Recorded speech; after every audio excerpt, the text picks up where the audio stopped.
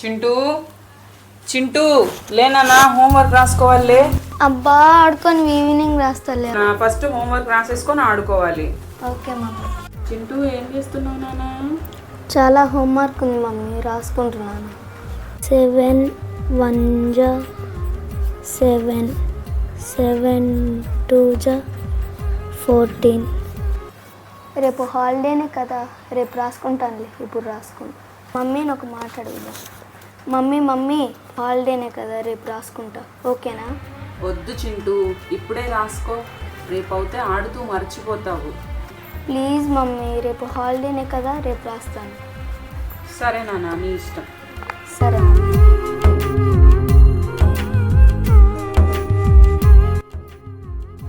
Bye mummy, స్కూల్కి వెళ్తున్నా. Bye నాన్న, take care. Okay mummy. What is this? Incomplete homework. Show your hand. Other hand. Sir please sir.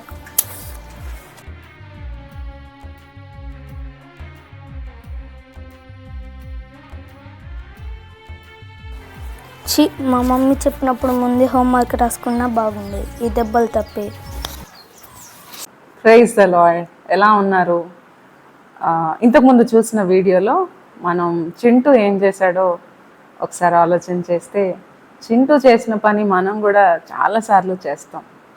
Chintu homework చేయాల్సిన టైంలో homework చేయకుండా next day holiday కదా తర్వాత చేసుకోవచ్చు అని హాలిడే రోజు డే అంతా ఆడుకొని హోంవర్క్ చేయకుండా స్కూలుకు వెళ్ళి సార్ చేతుల్లో దెబ్బలు తిన్నాడు. మనం కూడా చాలాసార్లు తర్వాత చేసుకోవచ్చులే, ఇప్పుడు అంత అర్జెంట్ ఏం కాదు, చాలా టైం ఉంది కదా వర్క్ చేసుకోవడానికి, అప్పుడు చూసుకుందాంలే అని డైలీ చేయాల్సిన పనులు, రోజు చేయాల్సిన ప్రార్థన లేదా రోజు చదవాల్సిన వాక్య భాగాలు పోస్ట్పోన్ చేస్తూ వస్తాం. పోస్ట్పోన్ చేయడం వలన చింటుకు తగిలినట్లే మనకు కూడా గాయాలు తగులుతాయి. బైబిల్ గ్రంథంలో ఒక మాట ఉంది, ఎఫెసీ పత్రిక 5వ అధ్యాయం 15వ వచనం ఏం చెప్తుందంటే, దినములు చెడ్డవి గనుక సమయమును పోనీయక అజ్ఞానుల వలె కాక జ్ఞానుల వలె మనం ఏం చేయాలి, సమయాన్ని సద్వినియోగం చేసుకోవాలి అని వాక్యం సెలవిస్తూ ఉంది. ఒకవేళ మీరు బిజినెస్ మ్యాన్ అయినా లేదా ఎంప్లాయీస్ అయినా క్రైస్తవులైనా సేవకులైనా మనకు చేయాల్సిన పని ఆ సమయ పరిధిలో చేసినట్లయితే, పోస్ట్పోన్ చేయకుండా చేసుకున్నట్లయితే మనకు గాయాలు తగలవు అని చింటూ ఒక ఉదాహరణ అయ్యాడు.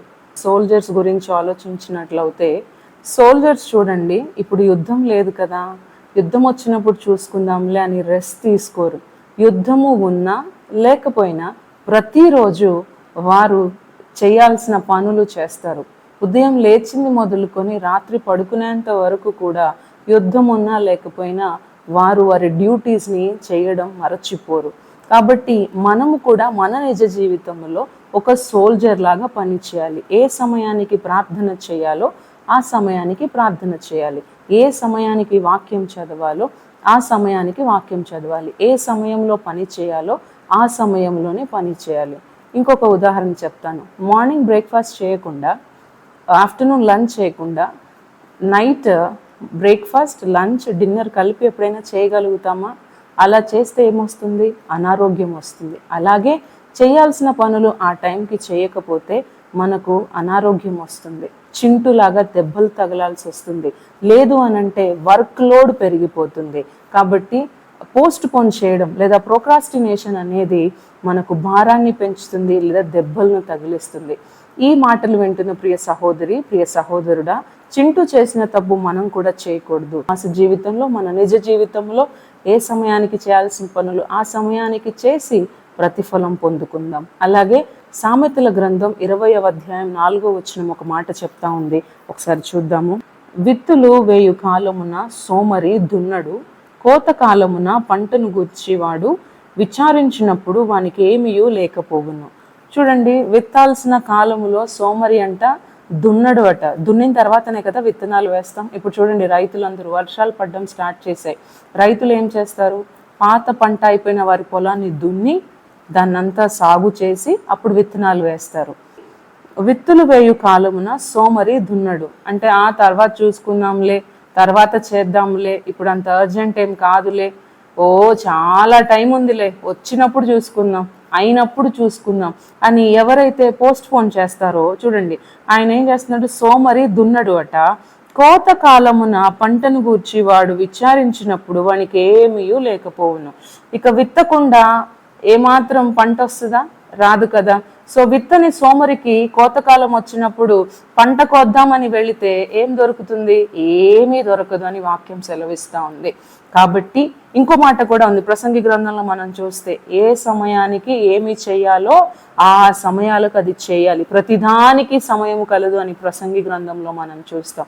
కాబట్టి దినములు చెడ్డవి, సమయాన్ని పోనివ్వక సరిగ్గా మీరు సద్వినియోగం చేసుకొని పొందాల్సిన ప్రతిఫలం పొందవలసిందిగా మనవి చేస్తూ ఉన్నాను.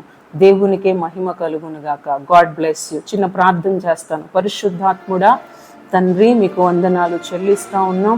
ఈ వీడియో చూస్తున్న బిడ్డల్లో ప్రభువా మీరే జ్ఞాపకం చేసుకోండి.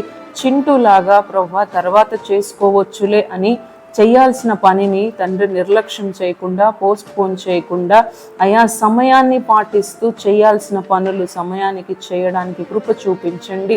సమయానికి చేయకపోతే దెబ్బలు పడతాయి, లేదనంటే పని బర్డెన్ అయిపోతుంది. కాబట్టి ఇలాంటి ఒక అయా తండ్రి పోస్ట్ పోన్ చేసే తత్వము నుంచి ప్రజలను విడిపించి మీ నామానికే సమస్త మహిమ, ఘనత, ప్రభావాలు తెచ్చుకోమని, మీ ఆత్మ చేత నడిపించమని ప్రభువా, సమయ పాలన మీరే నేర్పించమని యేసు క్రీస్తు నామములో ప్రార్థించి పొందుకొని ఉన్నామని నమ్ముతున్నాం తండ్రి. ఆమేన్. God bless you. నిత్యుడకు తండ్రి ప్రార్థన పరిచర్యల తరపున మీ అందరికీ శుభాలు తెలియజేస్తూ ఉన్నాను.